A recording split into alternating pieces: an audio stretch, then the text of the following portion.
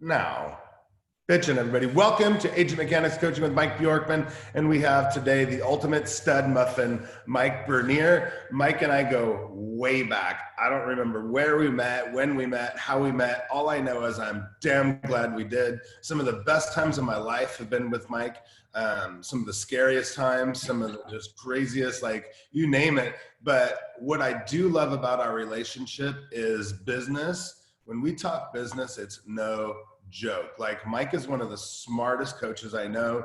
He is still currently coaching for Club Wealth and has an amazing, amazing story. Mike, before we dive into team training or talking about building a team today, give me the 1-minute version of your background, how you got started in real estate and what you've done so far, because you guys, wait till you hear about Realty Group, the company Mike and Long have built. It's freaking amazing. So give us a minute and we'll dive in. Tell you what, so I got licensed back in 1998. I think I was 21, 22 years old. I crawled my way as a solo agent to that 35, 40 unit, mark a year before I was 26, 27. The market crashed out. As you remember, Mike, I think you remember when the market crashed, that whole 2008 time. You were there, I think, right? I'm still scarred, dude. Are you kidding me? So after that, I got back. I kind of, took my beatings, got back in the game. 2011, I closed 11 transactions as a solo agent. 9 years later, today, I'm with my partner Long Doan. We have a brokerage with a team inside that brokerage that will do 200 units this year with 8 people. We have a brokerage that will do 4,000 units this year. We have 9 separate businesses that we own surrounding real estate. So I went from 11 transactions as a solo agent to 535 agents today doing 4,000 units with 9 separate businesses that we own. So I got really heavy into team building, into scaling business models, looking at systems and processes that will help you actually grow. That's sort of my forte at this moment. Dang it, I love that. All right, so now that we know you're a total badass, and by the way, you guys, one of the nicest, biggest hearts on the planet, from Minneapolis, by the way, in case, I don't know if you said that. Is it Twin Cities or Minneapolis, or is both right? Well, I never like to say the word Minnesota because it kind of sounds like the accent will pop out. So I always say Minneapolis, but it's the suburbs of the Twin Cities is where we're from here. You got it, 20 minutes out of the city. Okay, perfect. So I have hundreds of people that follow our coaching, and in this group where we're live right now in the Agent Mechanics group, the market has really done some amazing things through COVID. I've trained a bunch of badass leaders, and they're emerging out of this as leaders, and I could never be so proud. I mean, these guys are just awesome. But there's a lot of folks coming to me saying, Mike, I watched your YouTube and podcast on kind of building a team and kind of like the infrastructure, what that looks like. But I kind of wanted to go down the path with you today, Mike, and say, how do we know it's time to start building a team? When is it right? What are some of the signs that it's time to start building a team? So can I give you the long-winded version? I don't want to go too long-winded, but yeah. I do want to give you a little bit of a story on this. We have an hour. You can do it. Nice. I look at real estate like this. I think there's 5 very specific problems to solve in real estate from the day that you get in to real estate to the day you retire wealthy, never have to look back. There's about 5 problems to solve. And the first problem that we have to solve when we first get a license is we have no consistent income, no consistent business, right? We have to solve that problem. And we've all seen it where agents will go up in business, they get a client or two, they focus on that client, they close it, they're down here again, they're trying to find new business, they can never get predictable, consistent income. By the time they do, when they figure out how to actually get consistent, predictable income, now they have a whole new problem on their hands. Problem number 2, and that's efficiency. Agents end up as solo agents, reactive. They're not really structured. They're just, their day is being hijacked by their buyer, by their seller. And I don't know how many people I've seen doing 18 transactions a year that think they need an assistant or 2 assistants. They just don't have the efficiency down, right? But at some point, once they start learning to outsource a little bit, time manage better, be proactive versus reactive, they can scale themselves up to a point that they're doing 30, 40, 50. In my case, I was doing 73 transactions as a solo agent right before I went into brokerage as a solo agent with 1 transaction coordinator. That was a lot. But I got myself to an efficiency level that I could not do anymore. Every minute of every day was accounted for, day and night. And I was just dying. So the third problem to solve after efficiency, in my opinion, is scale. At some point, you have to start scaling out, or you're never going to do more than that maximum capacity for yourself. When you start to scale, means you're going to start insourcing, outsourcing more, outsourcing in your personal life. When I say outsourcing, I'm talking about hiring like a transaction coordinator, someone to help you with marketing, maybe a third party. When you start insourcing, you're bringing that inside. That's where you start team building. Now, I'll tell you, I've seen 2 or 3 different team models that are kind of popular. One I like to call the Rainmaker model. We got one in our office, Artemisa Boston. She's a killer, number 8 in the state, I believe, last time I looked in Minnesota. She'll do 220 transactions this year with a staff of like 9 people. So she insources every piece of her business. She has a driver, multiple showing agents. She's got a transaction coordinator, a marketing person. Every piece of her business, except for the high level stuff, is on a W-2 of some sort. That's one team model. But then there's another team model we see a lot, kind of like the agent support model, right? Where you start adding support systems to get buyer's agents in, listing agents. You start building in infrastructure like that. Either way, at some point, you can't do it all yourself. You have to start building the team if you want to keep growing.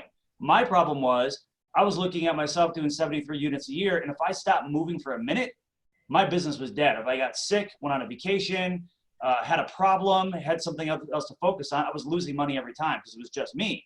So I knew I had to scale it out. The problem with scaling, though, is once you solve this, it's your fourth problem, is profitability. We've all been there. We stopped looking at production. We start building team structure. We're not out there working with buyers and sellers like we used to. We're now buying leads. We're paying for admin assistants. We're doing all these things. And our income just starts going whoosh, right to the ground, right? So you have to solve the profitability problem, which could take a year, 2 years or more to do. And then that works you into the final problem, in my opinion. Now we got to start using that business income, that profitability, peeling that off and start doing some residual and passive income so we don't have to keep working all the time. That, in my opinion, is sort of the progression of where most agents will go, but most agents will never get themselves past this problem too. They'll get themselves to a point that they're max capacity, and that's all they're thinking about is production transactions. They're not really thinking about business building. Look, you can be a solo agent that's basically a self-employed individual conducting business, or you can be a business owner that owns system that runs a business, right? So when do you shift into that? Well, when you literally can't do any more yourself and you want to grow your business without having to be attached to every piece of your business, that's when you start growing, in my opinion. Well, let's talk about that real quick because I'm specifically going to send this to probably about 10 agents that I coach that need help desperately, right? Here's their problem. They're on that hamster wheel. They're cooking, and they're doing like, close to 100 deals a year, pretty much by themselves with maybe one assistant or an independent transaction coordinator. And I'm like, look, you guys, we got to scale. We got to make sure your business is systemized and you have the proper procedure, all this stuff. And they're like, I'm too busy to slow down to even do that. And here's what I want to warn the agents listening to this, because that was me, right? For years, that was me. Like I was cocky too. I was a little craphead. I was like, I'm so awesome. I'm selling 50, 60 homes a year by myself, but I was working 12, 14-hour days. It was ridiculous. It was so hard, but I was so busy. I didn't want to turn it down a little bit and step outside to work on my business instead of in my business. And we're all busy. So what are your thoughts or probably recommendations or demands to people listening that are smarter than they're acting? Like, hey, what would you say to me if I came to you and I said, dude, I'm really kicking ass. I'm selling 73 homes a year. What exact words would you say to me? Like, Mike, listen.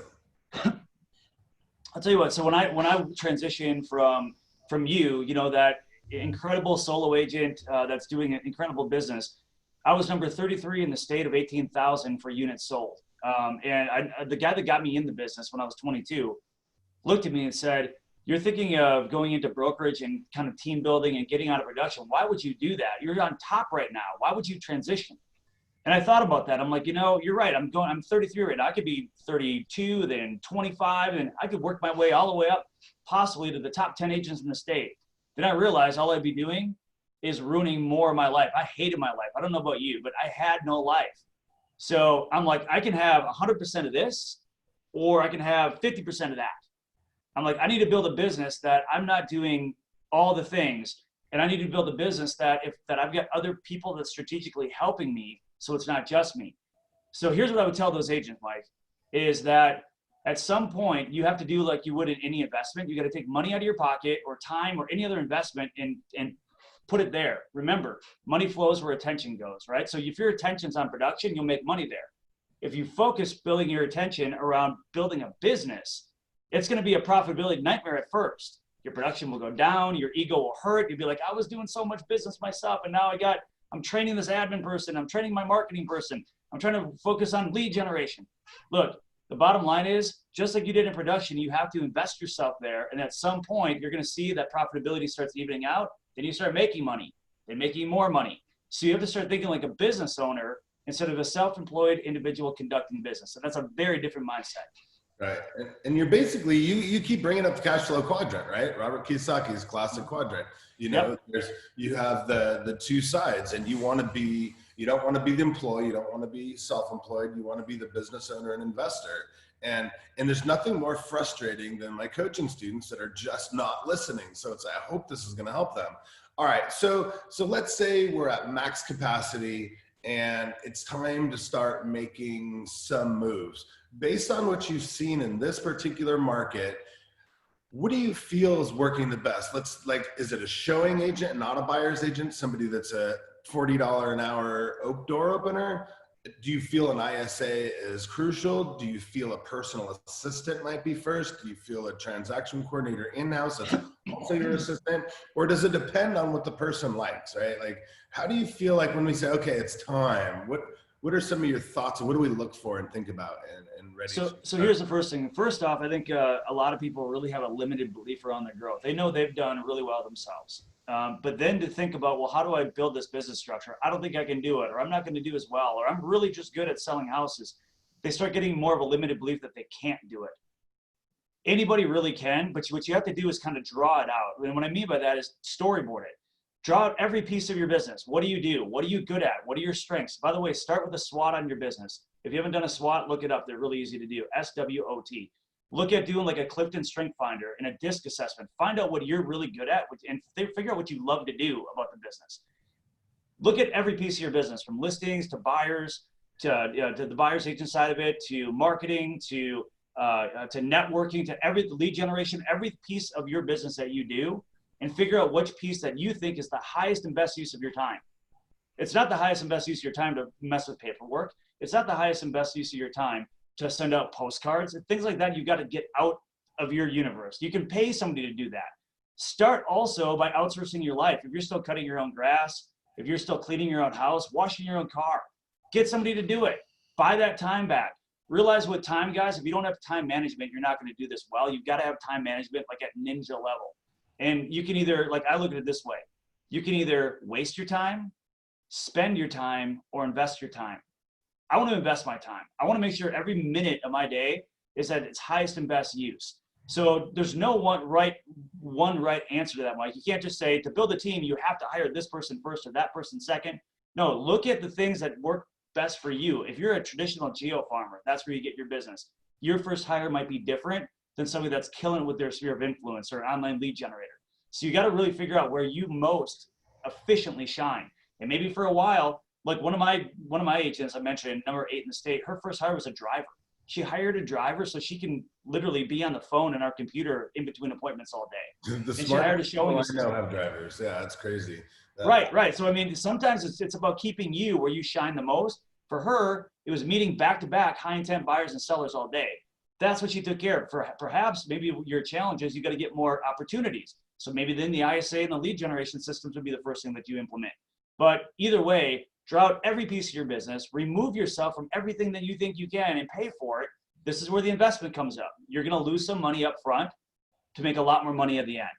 But everybody's going to have a different walk towards that is what I'm getting at. Yeah. I'm so glad you said that because we didn't rehearse this call, right? We didn't even have time to go over any notes or anything. So the fact that you said that every team is different, every person's different, it means everything to me because my first hire was a personal assistant, right? Because I was doing so many things that just completely wasted my time.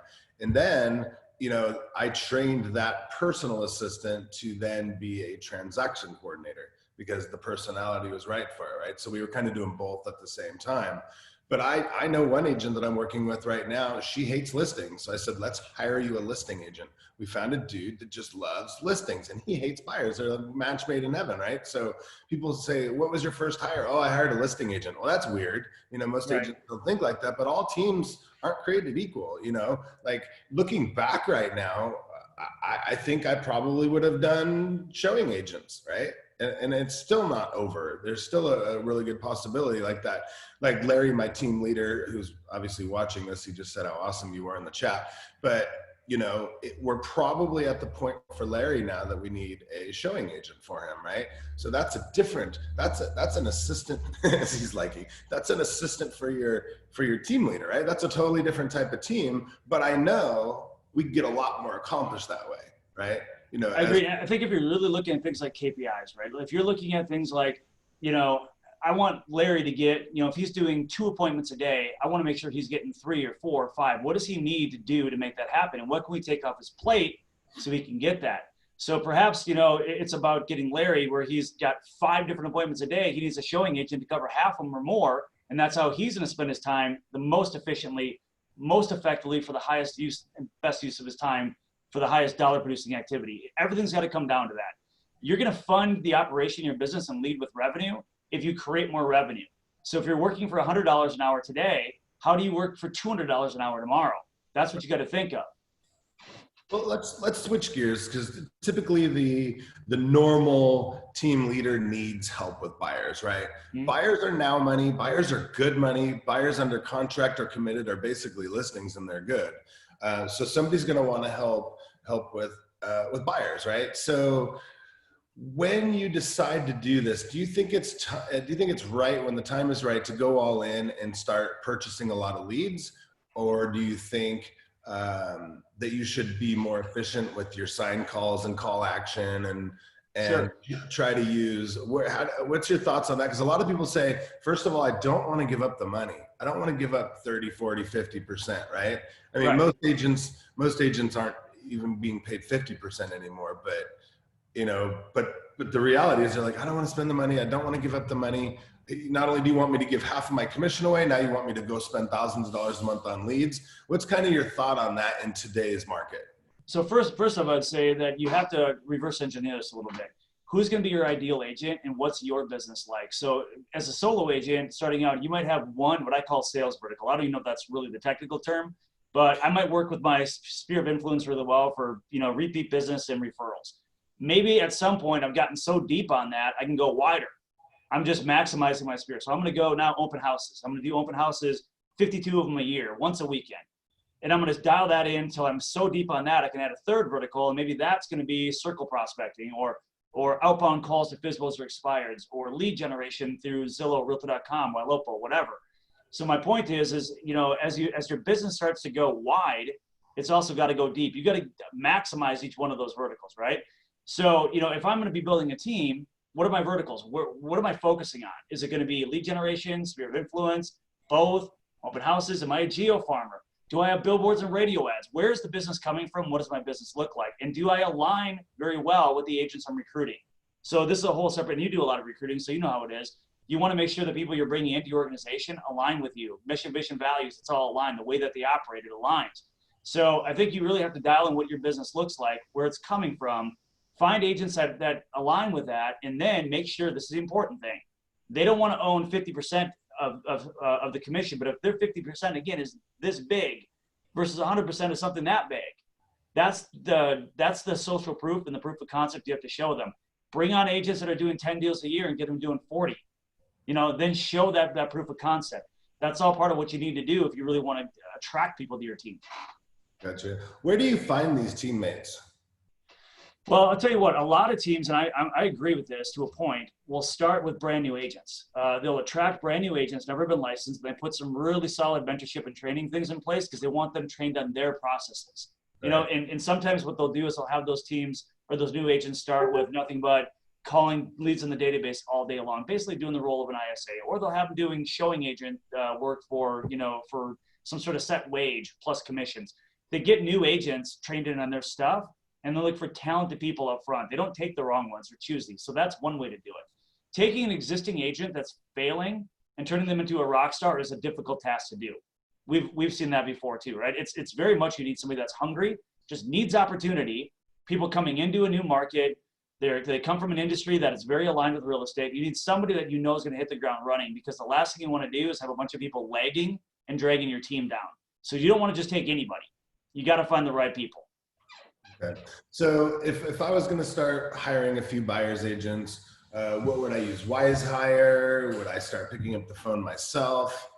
Believe it or not, a lot of really good team leaders I know will look through their whole database of people they worked with, and they're going to advertise to them, hey, I'm looking to hire somebody on the team. Believe it or not, some of your own buyers and sellers that already know you, trust you, they might be great candidates. Wise Hire is decent.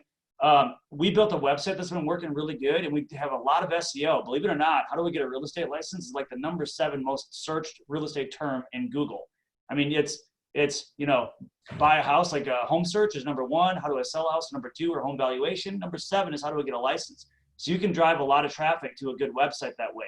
LinkedIn's another spot. But either way, you've got to build kind of a recruiting platform that's a system. You don't want to just do it once in a while. You want the machine running all the time. New talent in is huge. Even teams that aren't built for a structure more than 5 or 10 people, you can always top grade. As you're getting more talented people in, chop off the bottom, people that are not doing that as good. You're always going to be upgrading your talent that way. Gotcha. How do you feel about accountability on your team? Is accountability everything? Do you expect 1 or 2 a month? Does it depend on the person? In your mind, building a successful team, if you're coaching me at Club Wealth right now, what kind of numbers am I looking for, and how do you hold them accountable? So, I mean, obviously everything's kind of, we use terms like KPIs. We want to make sure that they're hitting the amount of phone calls that they need to make, that they hit enough appointments that they need to make, they're converting from those appointments. And yes, you have to inspect. I always have to inspect what you expect, right? You can't just say, go ahead and make these calls and, the closings will show up in a month. You have to be in there in the business with them and making sure they're doing what they need to do. But accountability is a hard thing. Let's be honest. Nobody loves to be held accountable. And the more that you crack the whip on people, oftentimes the more they just pull away from you and perform less. There has to be a way that you gain their trust, that you have solid leadership, that they believe in what you're trying to do. They're aligned with the mission. They want to do better. And you're able to speak to them in a way that inspires them versus punishes them. So there's some skill set to that. Right. And I think that's a really good thing and I sucked at that for, I'm going on since 1996, I built my first team. Right. And there was years where it was just grind up and just, you got to make more calls. And I'd get so upset with myself. I'd almost give myself a heart attack. And nowadays, it's, I don't want to say it's reverse psychology, but I really dig deep into them and try to unpack their future and what they believe in, and try to find 1 or 2 key points that we could focus on. Like, hey, listen, if you want to take your son to college, are you really going to be able to do that next year with the way you're working on things? And I ask the right questions and say, hey, listen, what have you done? So, and it's not like, never why, right? Why didn't you do it? Why didn't you do it? Now it's like, hey, what could we do to get back on path? Well, how can I empower you to do that? They know they're not performing. The problem is they don't know necessarily why they're not. And they know that they've got their list every day of what they're supposed to do, and they're not doing it. So you know it, they know it. So get to the solution. Are you going to be a solution-based team leader, or are you going to be somebody that just pounds their face into the ground that's going to kind of spearhead even worse performance? So the way I look at it, everybody on your team, they've got the same human limitations and problems that we all do. They're faced with things like self-limiting beliefs. They're faced with confidence issues. They're faced with fixed mindsets. They're faced with, fears of rejection, all those things that we all are, and basic motivation. People are either going to be motivated by stick or carrot. I mean, Mike, if you're losing your house, losing your car, losing everything you've ever worked for, would you get up in the morning and do all the crap you got to do, whether you like it or not, to save your ass? You probably, I don't know if I can swear in your program or not. I'm sure I probably can. Totally. So, would you do that or would you not? I'm going to guess you would. But once you're comfortable, look, man, let's be honest. Making money is the biggest enemy to success for 90% of the people. Because as soon as you're comfortable, you stop being driven. That carrot, like you're either driven by stick or carrot. So either you got to save your butt and get your house from being foreclosed, or I believe in the vision, the mission. I believe in what I'm trying to accomplish. This is my vision. I want the bigger house, the better lifestyle, more for my family. Very few people are inspired enough by the carrot to put themselves through the stuff to get it. So I think as leaders, we have to try to tap into that and get them inspired get through some of those roadblocks mentally, where they actually believe they can do it and they see the purpose in it and they have faith in the process. Number one thing I always talk about is don't have faith in, or don't get married to the outcome, be married to the process. You're going to get hung up on, swore at. People are going to use and abuse you. People are going to not be nice to you, but stick with the process, not the outcome. You know, if you're married to the outcome, one or two bad things, you're just done. If you're married to the process, you just keep going and good things happen because you actually believe in the future with it. You know, and that's funny you talk about once we get money, we get comfortable. And you've seen it as much as I do. It's that roller coaster, right? We get a few escrows, we lag. Those escrows close, we're like, oh crap, we got to go get more. And then they're on fire. So that consistent state is so crucial. And I hate it because, like, you know, everybody needs money and everybody wants money, but once they get in their mind, like I have a lot of people that work for me, they say, if I only made blank amount a month, I'd be good, right? And then they get to that amount and they stop working. I'm like, God dang it, man. Because it's tied to an end, right? You don't want an end. It's got to be tied to like an endless drive. You got to continue to want to grow, evolve in your life, never be done, never be settled. Always have gratitude. I mean, look, don't get me wrong. We all have amazing lives. You know, I mean, there's so many good things that we could say. I've got such gratitude for this. But if you're just done building, trying, evolving, you're like a shark that stops swimming and drown, right? You have to be able to keep pushing yourself and drive and tap into something. Now, as a team leader, before we went into team lead, we may have been those, you know, solo agents killing it. And that's how we think. Never enough, never enough, never enough. I'm going to keep going. But now we got to get our team members that are not like us all the time to think like us. That's going to be where it, you know, really comes down to how well you can speak to them from a life coaching / you know, inspirational / mentorship type position. And this is where accountability is difficult, because if they stop trusting you because of the way you're coming down on them, you're never going to be able to get them there. That makes perfectly good sense. All right. So now I found a teammate and I'm going to grow a pretty good, decent team. And team leaders have the same problem buyer's agents have, right? We go hard, we recruit our team, we're exhausted, we stop, wait for them to fall off just like escrows, and then we go, oh crap, we got to get them again. What does your onboarding process look like? And I hate when I ask you this question because it makes me feel like I have so much work to do, but our listeners are worth it. What does the onboarding process look like, and what are you doing for retention? So for me, onboarding is one of the most important pieces of recruiting. And the reason why is because I can have great recruiting ads out there. I can have great recruiting meetings, get people fired up. They want to join. They believe in what we're doing. And then they go into onboarding and it just tanks. It's stressful. They don't know where anything is. They don't even know how to get a contract written in your system. They don't know how to get in the building when you're not there. They don't know how to fix the printer. They're just freaking out. They don't want to think of those things. They want their business to keep rolling. They don't want to be jammed. So onboarding to me is so crucial because it's going to have one of two effects. Either, and guess what? Every time somebody moves companies, moves teams, moves anything, they're going to get a phone call. Mike, why'd you move? You went from this shop to that shop. Why did you do it? What happened? If your narrative is, oh my God, I left because I thought it'd be better, but guess what? It's been tragic.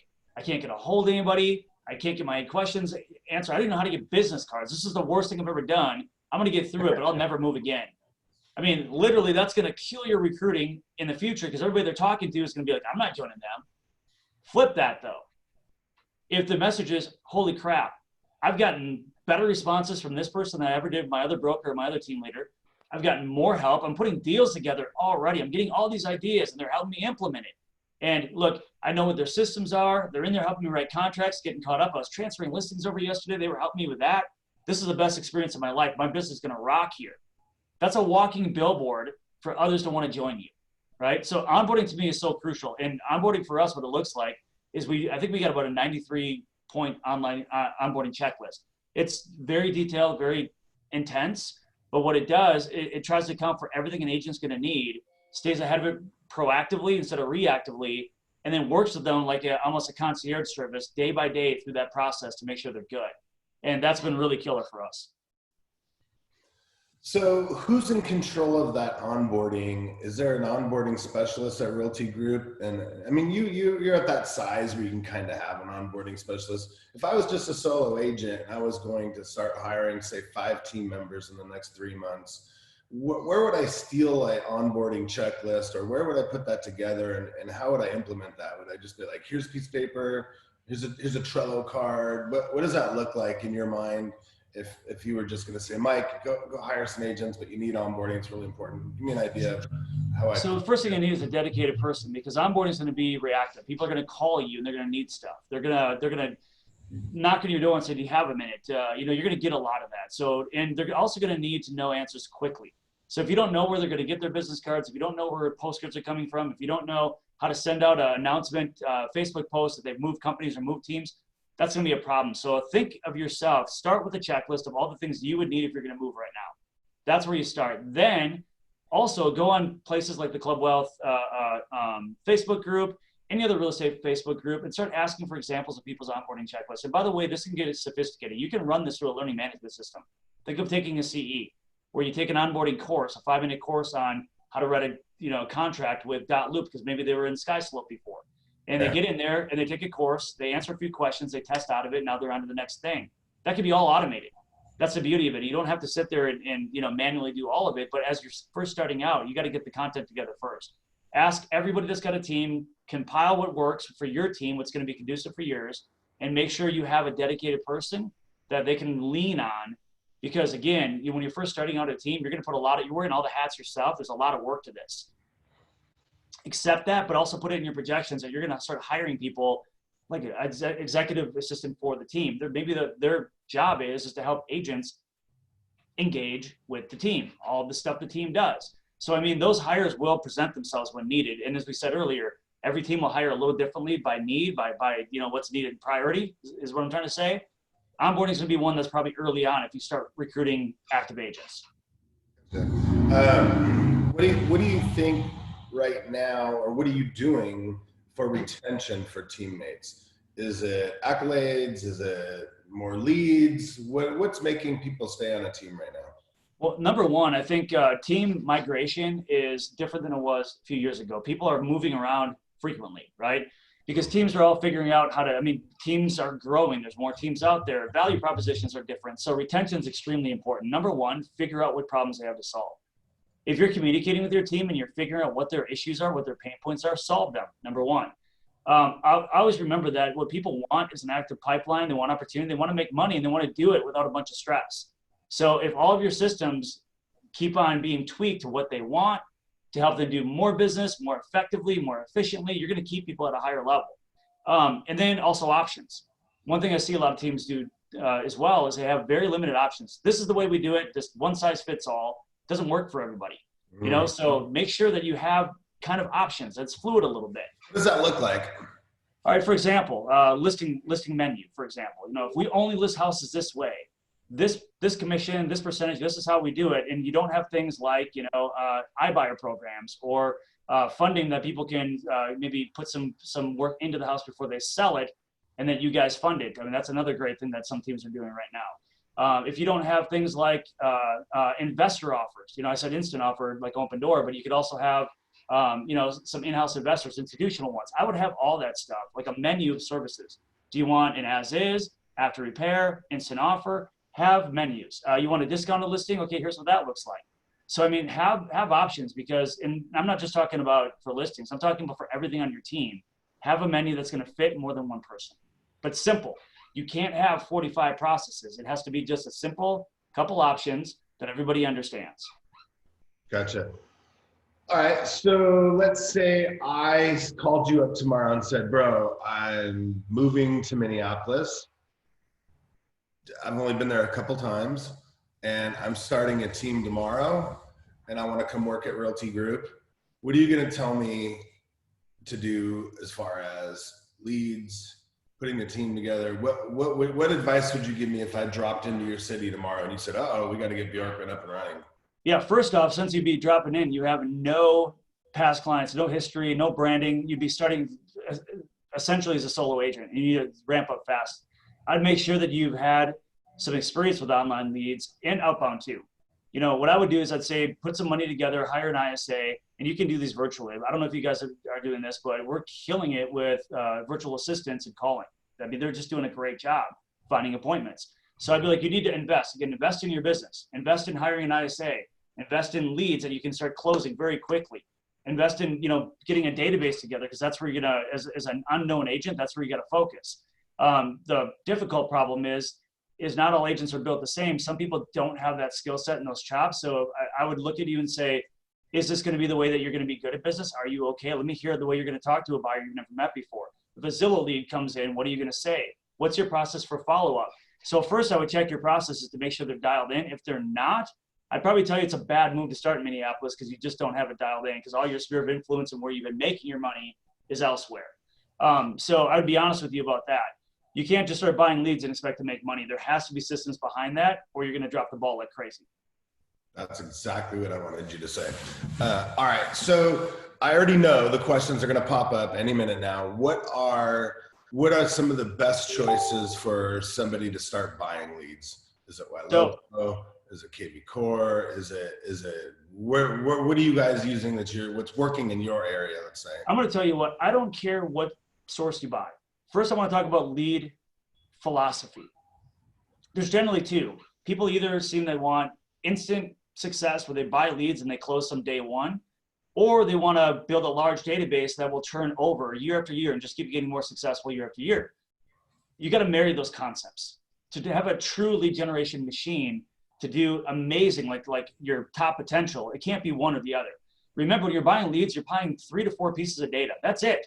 Name, email address, phone number, and if you're lucky, an address, right? That's all you're buying. And you're assuming intent. Because they came on Zillow, they have a different intent than Facebook. By the way, we just closed, I should say closing, we have a pending 2.1 million pay-per-click lead from Ylopo that came in February, right? We're talking pay-per-click, 2.1 million in a $300,000 market. So you can never assume intent just because they came from Facebook or pay-per-click or Zillow. How many Zillow leads don't close? 97+% in most cases, right? So what I care most about, I want name, address, or name, email address, phone number, and I want to be able to market to them in a system. I want my database to grow. I'd like 100,000 names, 200,000 names that I can continually market to, have systems that aren't just marketing, but identifying their activity. If they're in a home search, I want to know about it. If they've got a high predictability score on some predictive analytics that they should move, I want to know about it. I want to know who I should focus on, because if I got 3 to 5 people to focus on, it's different than if I have 3,000 or 30,000 or 500,000. The more that you have in there with the better systems to identify who to talk to at that time, the more you're going to close. So if you're really trying to figure out how do I get up and running fast and close something quickly, you're going to go probably Portal. You're going to go Realtor.com, Zillow, something of that nature. Okay. If you're looking to build a long-term solution, you got to spend some on the short term to keep your agents busy and happy. But man, you got to start building 2, 3, 4, 500 leads a month that are coming in that database. The more you're doing that, after month 6, month 12, 18, 24, we're closing leads 5, 6 years old. It's crazy. The bigger the database, the more you're going to close from it, period. Right. And it's funny that you're talking about that. Obviously you were just at Howard's house in New York when you guys FaceTimed me the other night. But like that is a very good way to do business. Just keep building and building and building that database, because we talk to people all over the country, not just in Minneapolis, not just in Los Angeles. But what I'm hearing is the pawns, that the agents are actually liking the older leads more, because you're actually on the call with me where I got my aspirational, when we first started talking about that Realtor.com survey, right? Yep. The research buyer and then the transactional buyer. I'm starting to see that most of my team leaders that I work with, their buyers agents like the older leads first, and they're actually finding more transactional buyers. And that's why, okay, so again, there's 2 philosophies. Let's say you want to make more money on lead generation. Let's say you're making 2 to 1 ROI. So if you spend $10,000 a month or $5,000 a month, you're making 10, right? So you're actually making 5,000, but because you're replacing the 5,000 you spent. And you go, look, I want to make $20,000. So naturally, I'm going to think if I spend 10,000, I'll make 20. I got a 2 to 1 ROI. It's not wrong, but here's the difference. You can grow by adding more leads per month, or you can also grow by optimizing the leads you have. often people will ignore the systems in that database that they could optimize. I mean, I'm talking about advanced AI. I'm talking about action plans that you're monitoring and you're keeping tabs at all the tasks are being done in there. I'm talking about campaigns that are going out that you can see that they're responding to and opening. I'm talking about predictive analytics that show who you should focus on and when, and saying this person, because of life events, something going on in their life is likely going to move in the next 6 months. It's going to triage who you should be talking to every single day based on their activity as well as what's going on in their life. And if you got 100,000 people, you can't call 100,000 people. You might have 4,000 or 5,000 people a month that are doing something in that system that you can focus on. And if your system is pointing you to that, and you're paying attention, you know that you got to pick the phone up at that moment, then every minute you're spending in lead generation is being maximized. Rather than a machine gun approach and hoping for the best, it's a sniper approach to the right people, right time, much higher ROI. So it's really a combination of both. Get more leads in, high quality, fast, transactional, but keep building that database and building the systems to incubate more of it. The longer that database is there, year after year, it'll turn over more people at a higher percentage. That's just how it works. Yeah. So, and that just leads me back to, it's probably been a year or two since you and I had the ISA talk. Tell me, since it's been a couple of years since we sat down and had that talk, tell me today, in today's market, you just mentioned virtual ISAs. Tell me, how big should your database be before you hire an ISA? Is an ISA really that important? What are some of your thoughts behind that and some of the people you're coaching? So one of the first things I'd say is make sure you have systems that are actually very automated for your agents. They need messaging, who to talk to. Like they need to just have a show up at a task board, send text to this person, send call to that person. Like they shouldn't have to think much about it. So make sure your systems are doing that.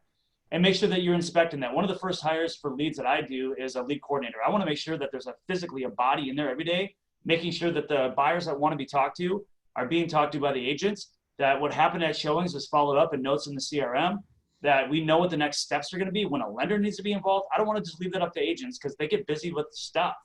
I want a lead coordinator tracking, like quarterbacking all of that. That's number one. Lead coordinator is completely different than an ISA. Very different, right? But then the ISA, as you're growing, guess what? You need the ISA creating more appointments. As the agents are getting loaded up and they're taking care of things, and you want to get more agents to handle more leads, you got to get more appointments going.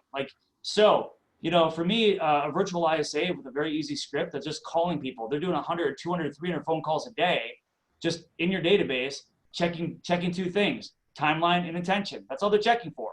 Hey, a year ago, you were thinking of moving in a year. Are you still thinking about that? Or 3 months ago, you were thinking about moving in a year. Is that still your timeline? And understanding their intention, why they're trying to move, what problem they're trying to solve, what goal are they trying to go towards, right? So I'm looking for timeline and intention. And that changes, by the way. Somebody that want to move in a year, maybe because that they're, planning on getting a new job the next year, but maybe they got it 3 months, 4 months, 6 months early. That could change the whole thing. So you got to continuously check back with them. Having an ISA to do that and searching for interest and searching for a shift in that person's life or situation to then connect them with an agent, that is valuable. You can pay a flat fee to an ISA out of the country to just check in with those people and connect agents all day long. Okay. Since we're talking about that, do we have any company names that we want to broadcast? I use My Outdesk. I'm sure there's other ones, but I've been using My Outdesk. You can literally go on a virtual assistant website and then find an independent if you like. I mean, it's not hard to find. Just here's my advice: interview 3 or 4 of them.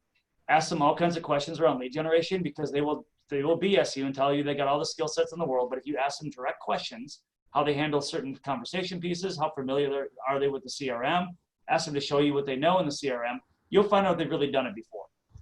Find somebody with some experience that's saying the right things, talking the right language, and let them go. Because for the money, the flat fee a month, they're going to make you money. Gotcha. So what does a lead coordinator's pay look like in incentives? I pay mine way too much.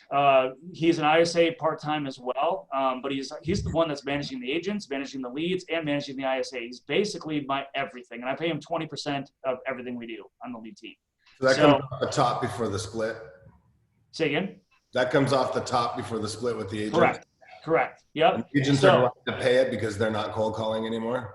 Correct. And, to let you know, so out of a team of 8, we'll close anywhere from 8 to 17 transactions a month on Facebook and pay-per-click, just from that system, So we're pretty happy with that. And honestly, we're finding that we're going to hire more ISAs and probably double that rate. It's just about making enough connections to bring agents the opportunity.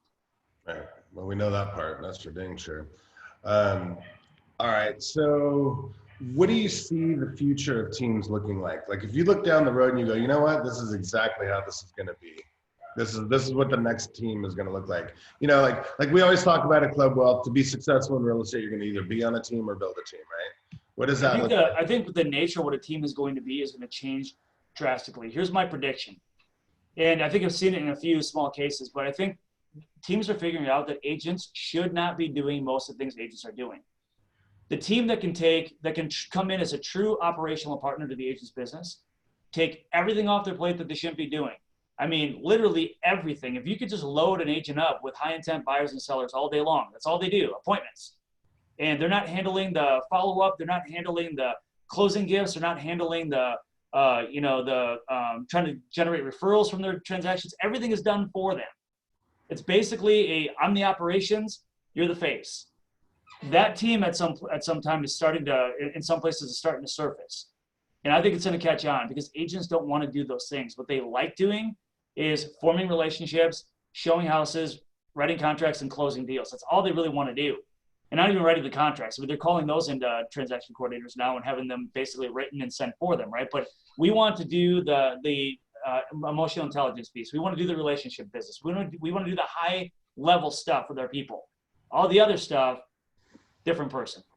What system are you using for AI, and how is that coordinated with ISA calls? So the AI is really great because what it does is if somebody's in the system, if somebody's in the home search system and they take an action, they look at a listing a couple times, they haven't been in the system for maybe 3 months and now they're back, the agent's going to get tipped off that, hey, so-and-so's back in the system, you should follow up. If the agent doesn't quick enough, the AI will jump in on their behalf and say, hey, I saw you're looking at a listing 3 times, how can I help you? It starts a conversation. Remember, all we're trying to do is start a conversation. Conversations equal conversions, period. The more conversations, the more conversions, the more closings. So we have to have the conversations. Think about today, Mike, on your cell phone, if you picked up your phone right now and looked at your missed calls, how many missed calls do you not recognize the number? It's like rampant. I think the FCC was saying that 53% of our phone calls in 2020 will be spam. Nobody's answering their phone anymore. Nobody's getting back to people anymore. NAR, I think it was NAR that said that when a buyer reaches out to an agent, it takes them 3 attempts to get a phone call back. 3. Zillow had that 47% of all online leads get 0 response at all. People know I can't get a hold of agents. When somebody actually does something in the system, they look at a home, they want information on something. If you don't get back to them, they're on to somebody else. So having the AI that can start the conversation, it stops that in its tracks. Your job then is to notice it and jump in where needed. What do you feel? What do you feel the right amount of leads per agent is? How many leads can one agent deal with? I think you have to track that so carefully because it's not a one size fits all. I've got agents that do amazing follow up. They've got hundreds of follow ups they do. They're great at it. Other ones that really suck at follow up, but the ones that suck at follow up might be really great with buyers in the car. They might be loaded up with 5 or 10 buyers in the car. Where the one that's got massive follow up doesn't get as much conversion, but they're just super good at follow up and they're working with less buyers. The point is you have to know every agent in your team and what they're really good at. Some people get overwhelmed with more than 1 or 2 buyers at a time. Some people can take 10. Some people can just follow up for days and work with tons of buyers at the same time. You have to, know what your standards are. And if they can't hit it, they're probably not right for your team. But even if your standards at a minimum are here, you'll still have agents that perform here. Our mistake is we'll load those people up so bad we'll drown them. We don't want to kill our lead horse. We don't want to drown them so they can't perform. Know what they can take and find other people, know their limitations too, and spread it out. Again, why I think a lead coordinator is super important. That's why I don't like the round robins and all broadcasts. I just, what I want is a one point of contact that can help air traffic control who should work with which lead and when. Gotcha. So he's a part-time ISA, but he's also scouring the computer looking for activity. Yep, and he's following with all the agents, doing reviews with them every month, holding them their feet to the fire to make sure that they're actually doing the things they're supposed to do. And when one's not, we remove them. He's the one that makes that call. Not me, because I'm not working with the agents day in and day out. He is. So it's a very important role. But I think you can start that. I mean, you start that as a team leader probably on your own. And then once you hit a certain level and you're like, okay, this is getting to be more work, I got to hire someone to do this. But now what you're doing is you're actually creating a policy in a process. As you're doing it yourself, write everything down. How are you doing it? When you hire somebody, train them on your systems, allow them to even improve it, have them write it down. Keep building your team out in policy, have everybody write everything down. Another thing teams do is they get somebody that's really good and that person quits and nobody can figure out how they did what they did. Make sure you log every process. Make sure that, you put things into learning management systems. Think about being a business that if you lose somebody, how do you replace them and get them up and running in a week? You don't want to be the one training them because half the time as your team grows, you don't even know what they do. Let's be honest. You're not sitting with them every minute, every day. They got their own systems. Make sure those systems are well documented. Gotcha. So let's take 10 minutes to the end and let's kind of go over some of these questions. Maureen Rooker just said, what system do you use for onboarding? We just bought Trainio. Do you use Kajabi or are you using Teachable or? Thinkific. Thinkific. Yep. Thinkific. Where in the world did Thinkific come from? It's another LMS. It's a good one. We were going to use Teachable. We didn't like it. So Thinkific works really well for us. Gotcha. I'll try this question. Maureen asks, is there a good system to link everything together? We have Real Geeks, Back Agent, Booge, Trainials. Okay, Maureen, are you looking on Facebook also? I'm not. Okay, all right. That's definitely, Maureen. Let's talk about that offline. That's going to take a little bit of time, but I can help you with that. All right, and then we had a question before from Adam. He says, curious to know if you guys have sample value for those sample value propositions. Do you have a website or anything? For recruiting? I think this was I think it came up when we were talking about the menu that we have for the buyers agents. Sure. Yeah, so do I have samples of it? Not handy, I could show you today on the computer, but I could probably try to dig something up because I'm not sitting with my staff where we have this. But yeah, I mean, literally, you're going to want to do it with buyers and put it together in a presentation. I personally use Maxa Design. That's who does our marketing design studio. Load it in there, make it accessible to agents. But honestly, the menu, don't overthink it. Just pick a few things. Do you have a VIP buyer program? If you don't have one, look at creating one. Get a listing menu. And like I said, have 2 or 3 options. Here's your traditional list. Here's your instant offer. And by the way, if you don't know Dan Noma at IREP, he's a great solution to instant offer. He's got 250, last I checked, institutional investors that he underwrites for, as well as Open Door. If you need a cash offer quickly, he's the guy. So look at IREP. That's a good program. They'll charge you something for onboarding on that, $500 and something odd dollars, whatever it is. Take the course, jump on it. And then also work with some other cash investors. And this is something we kind of are starting to put together ourselves, is somebody that's going to, put their house on the market. They need new carpet, paint, lighting, doorknobs, hardware, that kind of stuff. We're looking at putting a menu together that will fund that to closing for a higher commission and a premium, so you can use some sort of hard money lender for that or commercial banking, whatever works. So those things, all they do is create opportunity. For the reality of it, most people aren't going to ever want to use the instant offer solution. They really won't. But it's going to get your foot in the door on appointments that you didn't have before. It gives you talking points. It gives you credibility. It makes you a one-stop shop versus one cog in the wheel. I'd rather be the first stop of the shop, and then once we talk it through with them, we're like, okay, traditional is the best for you. I see you want to, move your house really, really quickly. You want it gone in a weekend. So instead of pricing at 20 grand under market value with an instant offer, we'll do it 5 to 7 under market value, get it sold in a weekend. Boom, done. Now we got the listing, right? So anyway, don't overthink it. Just put something down, make it kind of pretty, and use it. Okay. Can you read that question that Ruby put in the chat? All right. For agents of small teams, when it comes to building out a database, do you consider remarketing to cold, as in zip code, contacts pull through cold, rebind? Yes, I definitely do. But here's the thing. So what I really love is the company Reevaluate. They've come up with a new platform for exactly that. But what it does is based on predictive analytics, not on mortgage data or how long they own the house, but on life events. They call it the 15 Ds: death, divorce, diamonds, diplomas, diapers, all these different life events. Of course, Ruby uses them too. I introduced them to her a couple of weeks ago. She's a systems freak. She loves to plug in every system there is. But. Love it. So Remind's now doing this with geofarming and circle prospecting. Out of 2,000 homes, it'll tell you these are the people most likely to move. It's a whole different ballgame if you know who to focus on. So that's one I really like. It's awesome. What do you feel about commission compression in teams in the future? I think commission compression is real, but this is where, and I argue with Hellickson on this one. The adage of assigning the yard is better than assigning the car. I'm starting to not believe in that, because if you don't have performance analytics right now, you might be shooting yourself in the foot for commissions. I would love to go into a listing appointment knowing that I'm averaging 103 to 104% over asking price, and I can show them that in the last 5 listings I've done. Because to save 1%, you're gonna end up losing 4. I can show you that with my analytics, right? I can show you that with my performance, my proof of concept. So that's a different conversation. I can get more commission when I add more value, when I can show my performance nets them more money.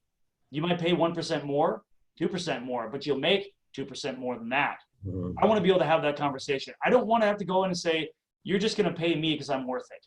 Right. A lot of what agents do. I'm worth it. I know what my time is worth. You get what you pay for. Well, do I? Because this other company is at 99% of asking price, and so are you. Why would I pay you more? You have to be able to show that, I believe, in today's market. Gotcha. Maureen, if you're still watching, Maxa is a software program. One of our good friends, James Wong owns. It looks like you're at Remax. You could probably best place for you to look at is the Lab Coat Marketing Center in Lab Coat Agents. Definitely. I think it's like $100 a month or something like that, but it's really cool. It's free for people that work with me. And I can give you a demo if you want.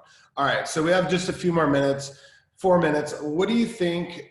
How should we put a bow on this? Like, final thoughts on the team, final thoughts on the market. What do you got?